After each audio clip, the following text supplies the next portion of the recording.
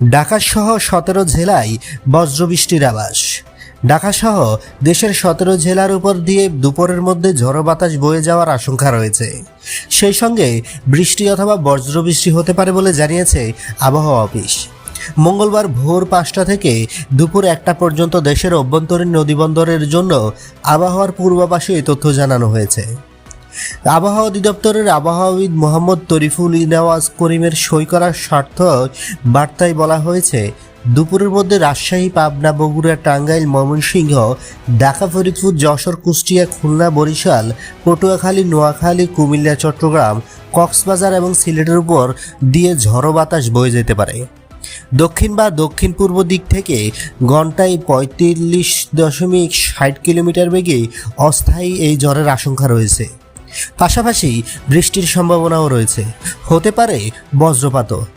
এমন পরিস্থিতিতে 17 জেলার নদীবন্দরগুলোকে 1 নম্বর সতর্ক সংকেত দেখিয়ে যেতে বলা হয়েছে আবহাওয়া অফিস থেকে। এদিকে সন্ধ্যা 6টা পর্যন্ত সারা দেশের জন্য দেওয়া পূর্বাভাসে বলা হয়েছে, এই সময়ে খুলনা, বরিশাল, চট্টগ্রাম ও সিলেট বিভাগের অধিকাংশ জায়গায় এবং রংপুর, রাজশাহী ও ঢাকা ও ময়মনসিংহ বিভাগের অনেক জায়গায় অস্থায়ীভাবে দমকা হাওয়া ও বিদ্যুৎ চমকানো সহ হালকা থেকে ভারী বৃষ্টি হতে পারে। বজ্রপাতেরও আশঙ্কা রয়েছে। বন্ধুরা, নিত্য নতুন এক্সক্লুসিভ খবরাখবর সবার আগে পেতে আমাদের ইউটিউব চ্যানেলটি সাবস্ক্রাইব করে পাশে থাকা বেল আইকনটি অন করে দেওয়ার অনুরোধ রইল।